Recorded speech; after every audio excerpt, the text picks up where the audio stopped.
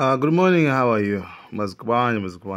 Basi amendi Samuel Walwa kubwera ndithu kupepesa anzathu a chipembedzo cha chikatolika malinga ndi zovuta zomwe zatigwera. Anyway guys, thank you so much. Timvere kuti kwinako akuti chani. Yes, comrades. Good morning. How are you? Mwasuka bwanji, ena mwasukira bwanji. No, comrades, chamba ningo pepesa. Anzatu achipembedzo cha Roman Catholic. Ndi kumwalira kwa papa wao.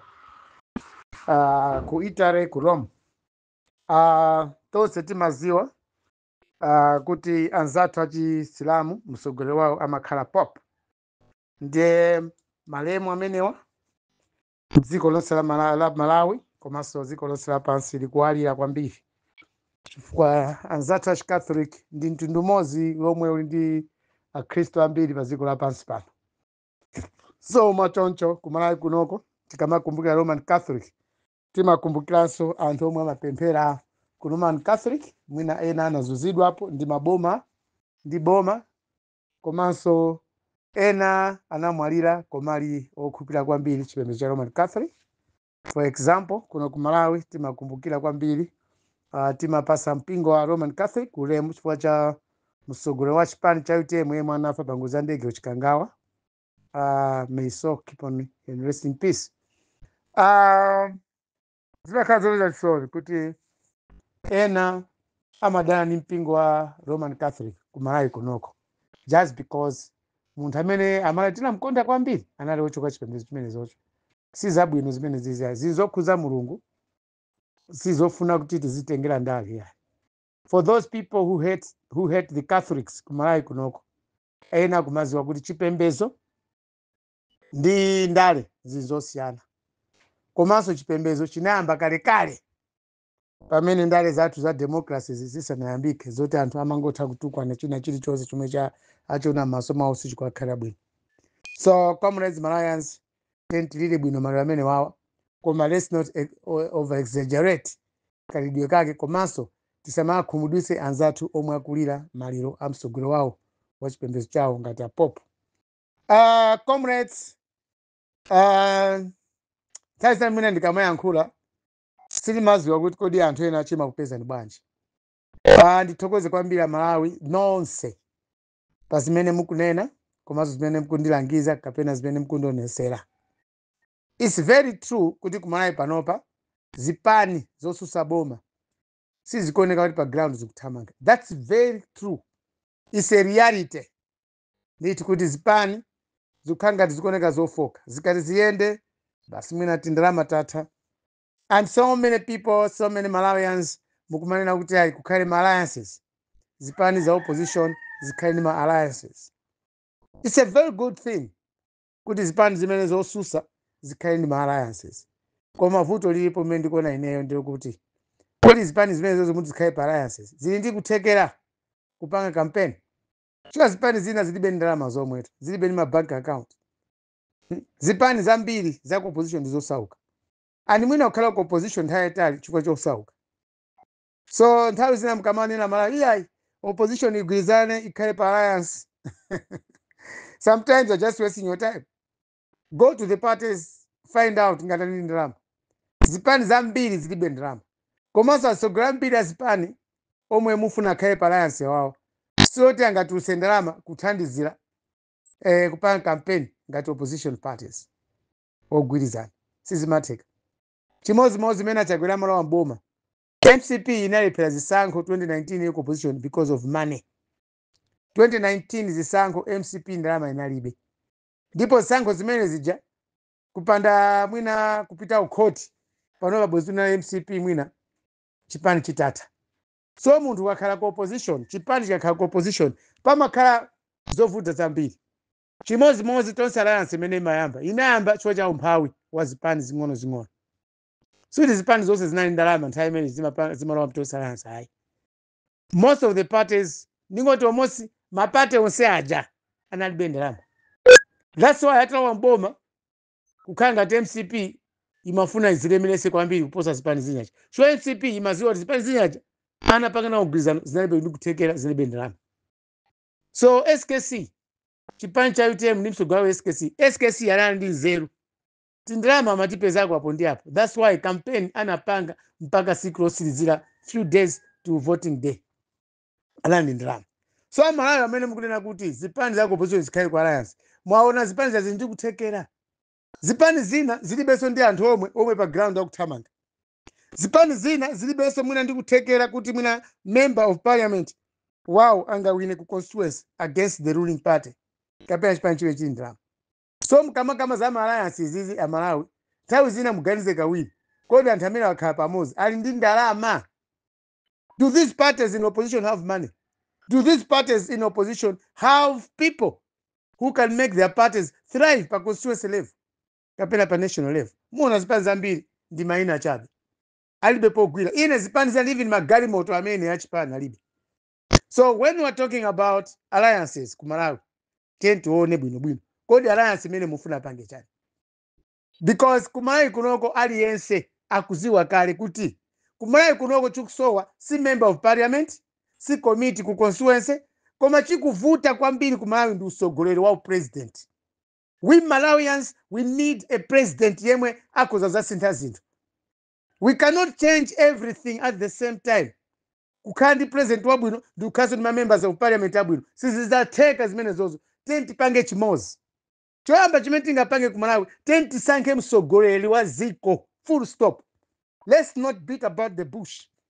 Izizi zoti kaya ma constituency kaena mukamba za chipani pa ground palibe. Zipani sizingakhale pa ground ngati zilibe ndalama. Zipani zilibe ndalama.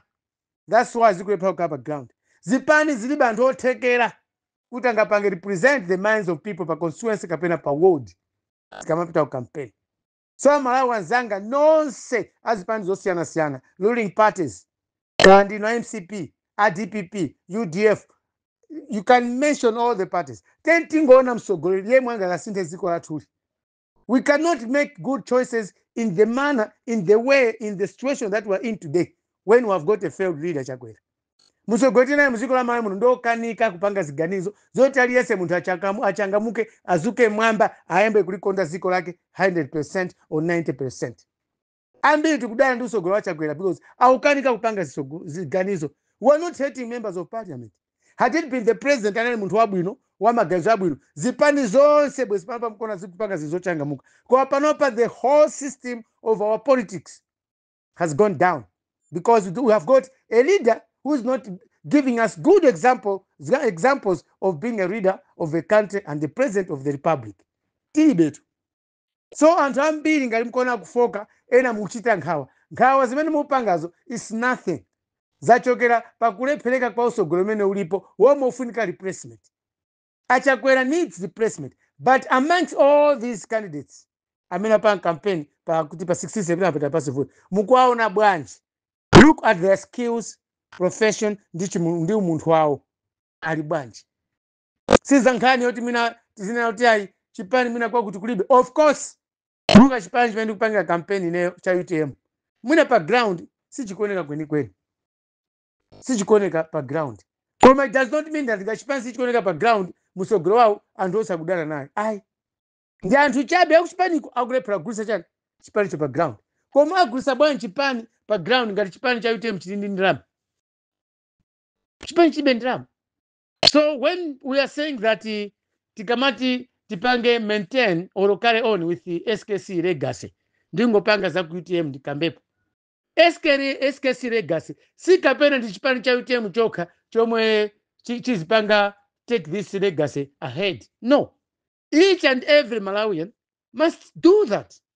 Must join that movement yakuti SKC legacy ioneke.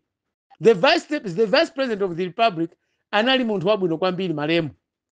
Chena anapanga yeye anapanga zinthu zoti Malawi yonse kanathandizira. Public sector reforms.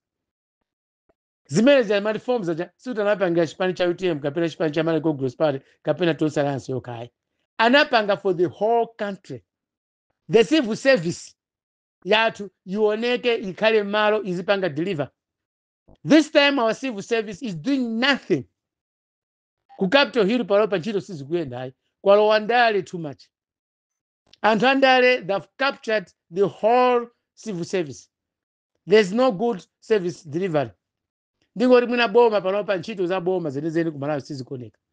It's nothing. It's because we've got a poor leader with poor choices and making poor decisions. So comrades Malawians, musachite nkhawa Malawi kumene muli kwa ayi. Musaone vote ya anthu enawo kapena constituency kapena ku ward. Amene afuna akawine ku ward alimbikire payekha. Mumukondeso anthu. Musaone chipani.